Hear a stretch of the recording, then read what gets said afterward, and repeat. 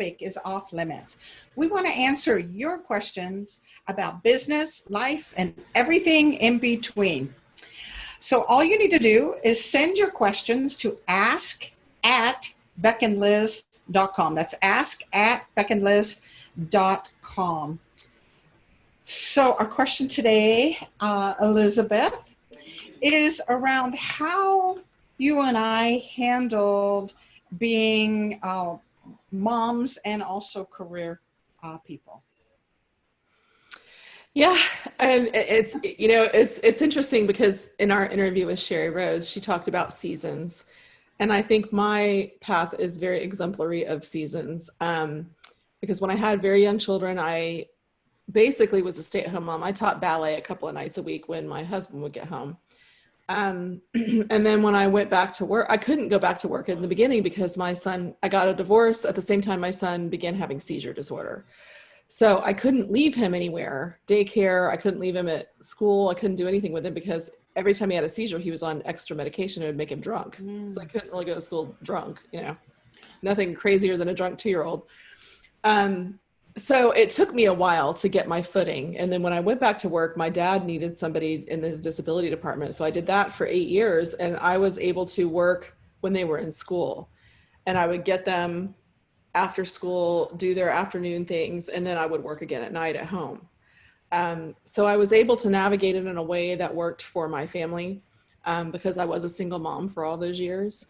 And then now I'm able to, I've been in the office at an agency after that full time, and now I'm working at home. So I think what you have to do is try to design your path in the way that works best for your family. And that's not always an easy option for everyone, because when you're having to provide for your family, as a single mother, I moved in with my parents during the time of the seizures because I couldn't leave him. And that was not ideal. I was thankful that I had that opportunity, but it's a kind of a humiliating experience. I was 33 or 34, something like that. And I lived with them for about 3 years, but it was a necessary thing in order to take care of my sick kid. I'm grateful for that, but that's, not what I would have chosen from so many different levels. Of course not. Yeah. I think you have to give yourself the grace to have the seasons that Sherry talked about and to be able to accept that right this minute might not be exactly what you want, but there's still time. So, and now that my kids are older, it's a much easier time to be starting basically, 2 new endeavors with the magazine and with the coterie and with the podcast. I mean, I couldn't have done this 5 or 10 years ago. Right. So how have you, because you were a single mom with younger children as well. I divorced when my kids were 1 and 3 and didn't have family or any kind of financial support during that time. So this season of being a single mom, because I chose not to remarry, just didn't want to bring a stepfather into the children's lives. So I was a sole support. I was in California. It's just me and the babies. Family were all over the world. I wished at the time I could have seen it as a season. Yeah. But it felt like it was forever. And I wished I would have had a Sherry Rose in my corner saying, you're going to get through this. This is temporary. And also it was a time pre-internet, right? Where you still had to go to an office for a job. So I was working 3 jobs raising children and finding time to juggle for the children. It was just not fair to them. And of course I was kind of worn out because of it. Today, I think women have more choices because we can work remotely. There's many things we can do out of our own home while the baby is napping or children are in school. But when I was raising children, those options weren't available. You went into an office or you did whatever, but it was not at home to do that. So it's a lot of regrets. I have a lot of regrets about those years because my children didn't get my undivided attention. And when they did, it was at the mercy of making a livelihood. So Yeah. I learned, and this is a sick thing to have to learn, and it's a habit I still have. I learned to do my work after they were in bed. So Mm-hmm. I frequently would go on just a handful of hours of sleep because I'm working at midnight, 1, 2, 3 o'clock in the morning, because I want a little bit of time with my children, but I'm also working 3 jobs. And so I got in this bad habit, even after they're grown and now they're off having their own children, of working kind of crazy hours. So I loved what Sherry had to say, to say it's a season. Mm-hmm. It's a season.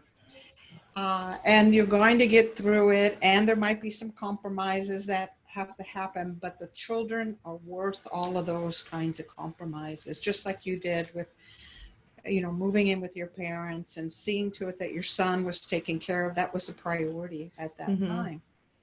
Yeah. And we suffered financially. And we, I suffer career wise. I didn't have a clear path at that point. My life was so disrupted. I remember being very angry that my life was changed by my divorce without my permission. you know, Yeah. I mean, sometimes these choices are kind of thrust upon you and you wouldn't have chosen them, and I think so many of us, men and women, get into situations like that, and you just have to do the best you can. One of the things I always used to say to myself is that you can only do the best you can do, and on some days it's survival, and Mm-hmm. on some days it's just stellar, Mm-hmm. and both are okay. Like on the survival days, you just be glad you got through the day, and then every now and then you Absolutely. hit a stellar stride and you're just killing it and everything's going well. And then you recognize those moments for what they are and then keep aiming for those. Absolutely.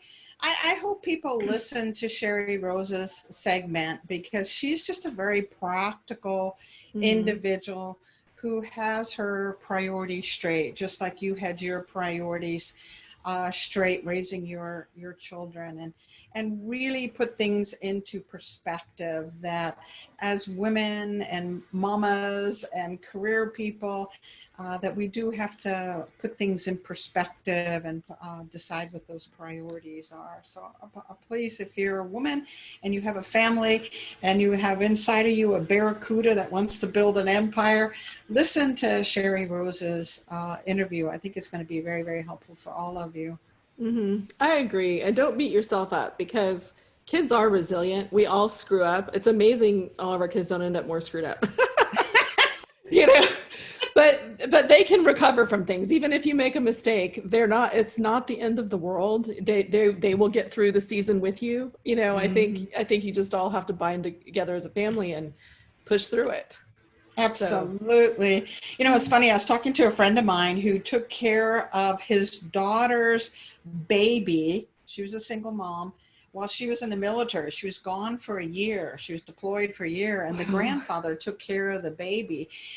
And it was so fascinating to listen to that story that the child did just fine, right? mm-hmm, And it was loved. It went through whatever it went through. Mama came back and they went right on with life as if it was mm-hmm, normal. But when we're career people and our careers are in our local town or whatever, somehow we think we're supposed to be perfect. But there are many careers like the military where parents are separated from from the children for long periods of time, and they do just fine. yeah, agreed. Okay, so